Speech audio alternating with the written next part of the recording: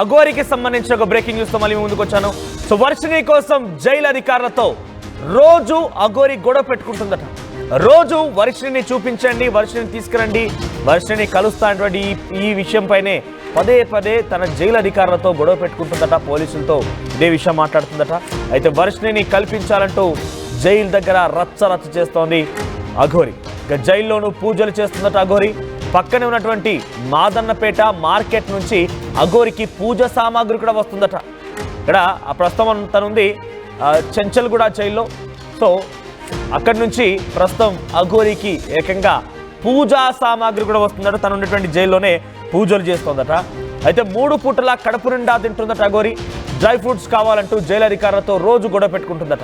మొన్న అఘోరి శ్రీనివాస్తో తన సోదరి, అక్క, అమ్మ, అన్న వాళ్ళందరూ కూడా కలవడానికి వచ్చిన నేపథ్యంలో కూడా వారిని కలవకుండానే తిరిగి పంపించేసింది. కానీ సోదరికి బ్యాంక్ అకౌంట్ డీటెయిల్స్ చెప్పిందట అఘోరి.